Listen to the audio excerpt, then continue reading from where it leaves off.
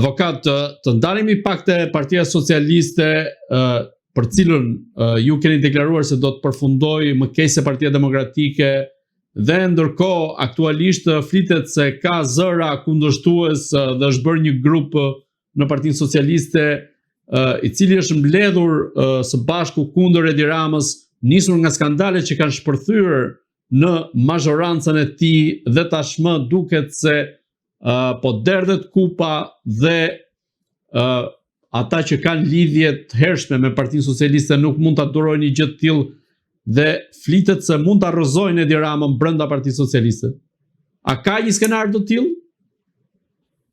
Skenarin e rrëzimit e ka vetëm Belinda Balluku. Tani më thuaj kush socialisti që ata që flitshin kundër këtyre skandaleve? Disa që janë rreth Erion Braçës, po themi, ka zëra të tillë. Ai kryetari i bashkisë në Lezhë, mos gaboj, kryetari i bashkisë së Lezhës. Jo. Kush ishte? Ska. Thjesht janë zëra tani, nuk është se ka burime konkrete të cilat e faktojnë të gjë, po janë zëra që tashmë ka një lloj presioni të brendshëm në Partinë Socialiste që tashmë Edi Rama ka mbushur kupën. Dalën disa që bëjnë sikur man të shkarkohet se kështu sepse është nevoja ekstreme për përplasje. Jo, nuk e besoj unë atë. Ajo është me orientim nga Edi Rama për të krijuar narrativën që në një moment i thot Belinda Ballukut nuk të mbroj dot dhe duhet t'i japësh dorëheqjen. Të dalë përpara dhe bëj garimin aty, s'ka garipun vet i zhytur. I nderuar, do të kuptojmë diçka. Në Partinë Socialiste nuk ekziston demokracia e brendshme. Në Partinë Socialiste ekzistojnë disa studio që dalin disa të paguar, të mirë paguar, me taksat tona dhe bëjnë fresk Partinë Socialiste. Partia Socialiste nuk ka institucione dhe struktura demokratike, është një parti e cila ka kërkuar të jetojë me autoritetin e kryetarit dhe jeton me autoritetin e kryetarit. Në Partinë Socialiste nuk do të ekzistojë kurse si demokracie brendshme dhe as sistem demokratik i cili është brenda një kuadri transparent dhe llogaridhënës.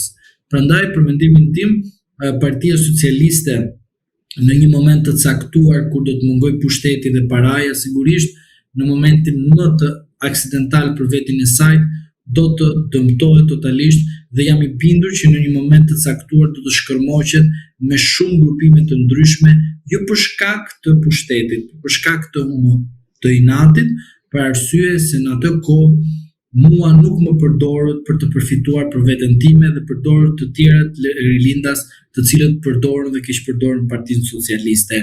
Prarë si një fjalë e famshme, mos gaboj që ka dalur, punoj për ju, vjedh për ju dhe burgun e bëj unë.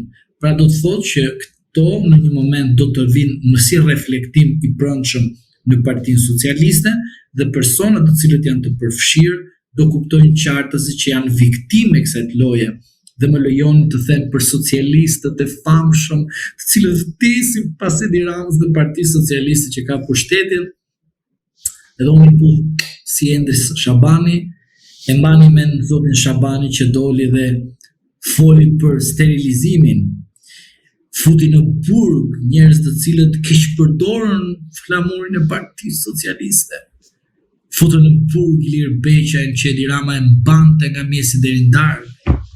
Dhe Endri Shabani kallëzoi Ilir Beqajn dhe Ilir Beqaj është akuzuar sot për një program qeveritar të Partisë Socialiste si një organizatë kriminale.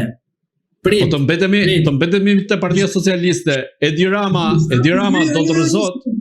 Okej, dakor. Një sekond, le rrezimin, se pritë të rrezimin, kënaqur dhe pak, se duhet të bie rrezimi kur bie gjithë të kështjella një, futën mbuloj brenda, s'ka kush të kap, se do jetë ajo fjalia volla për ty. Më kupton, bëra ty të pasur, më kupton, e fut fare burgun e bëj vet. Pritani, një sekond. Kjo është pyetja që Edi Rama do të rrezohet nga të vetët e tij brenda Partisë Socialiste, apo vetë Partia Socialiste rilindja e tër do të bjerë gjithas i ngrehin? Shiko, do kemi një përplasje midis rilindjes dhe Partisë Socialiste. Do triumfoj në kuptimin politik dhe juridik Partia Socialiste si qelizë e legitimitetit politik. Mirë, rilindja shkërmoqet brenda Partisë Socialiste, por për shkak të shkërmoqjes do kemi luftë të brendshme dhe do bie statistikisht dhe numerik dhe sipas përqindjes elektorale Partia Socialiste. Por më dëgjoj çfarë dua të them këtu ju. Se këtu është mesazhi se si bie partia. Çfarë? Endri i puthi. Doli Ilir Beqi e tha, "Ora unë bëj burg për këtë që ju puthi." Po si ky që ju puthi juve, ky më ka çuar mua në kallëzim penal, më ka çuar në burg ky. Më thoshte nga mjes deri ndark villsha me ju. Për shëndetin publik shqiptar që është kundër Qameti, po një histori tjetër kjo. Mirë që sistemi i shëndetit ka dështuar. Po ju pse morët puthjen e këtij dhe ju pse votuat për këtë që mua më futi në burg? Dhe këtu pikrisht vjen edhe takohet. Ku? Lindasi dhe socialisti edhe atakohen të dy. Dhe nga ky takim shpërthen vulkani. Pra, nuk na duan thjesht puthjet, apo përqafimet, apo dashurit, por ajo që ne duhet të kuptojmë është kjo, sa po shpërtheu intriga e brendshme midis socialistëve dhe rilindasve. Se puthja ishte një puthje që unë kallëzimin e bëra sepse ma diktoi Edi Rama. Ilir të mbrojti, po ishte momenti që s'kam çfarë të bëj. Dhe tani më thoni ju mua për rastin e goditjes. Po, ajo që sot e them me bindje të plot që rrezon nga qeveria Edi Ramën quhet Belinda Balluku. Po, Belinda Balluku në momentin më kardinal të sajt merr 20 deputet se i ka në pengmarrje, mos mendo se ti i ke ata kështu duke qarkulluar në rrugë pa një pengmarrje të saj, bën koalicion me Sali Berishën. Dhe Belinda Balluku mund të marrë Partinë Socialiste. Belinda Balluku, Erion Veliaj deri 2027. Erion Veliaj u fut në kurthin që të thotë që goditjen e kisha nga Belinda. Dhe nëse dia e kishte, se unë se di se s'ka s'pëj këto të fallë, trotuarët dhe korridorët thënë që ajo e bëri, po nuk e di, unë s'kam fakte, por e vërteta është që politikanët tanë shanë nga mjes deri ndarkë dhe në fund fare arrin një marrëveshje. Dhe politika kërkon marrëveshjet, jam realist me ju, edhe ashtu e kam thënë gjithmonë, nuk shmangem kësaj gjëje. Por për mendimin tim, po Belinda të ngjonte, unë do të thoja 20 me vete, pakt me Sali Berishën. Shpëtoj veten që mos bëj statistik. Avokat, unë të falenderoj për gjitha mendimet, opinionet dhe analizën tuaj këtu në Agora News. Edhe unë duhet t'ju falenderoj juve dhe opinionin publik që na kanë ndjekur vazhdimisht gjatë 2025-s, duke i uruar gjithmonë atyre dhe familjarëve të tyre, por edhe çdo qytetar të këtij vendi që na kanë ndjekur, por edhe ata të cilët nuk na kanë ndjekur, por që do na ndjekin në të ardhmen, jam i sigurt.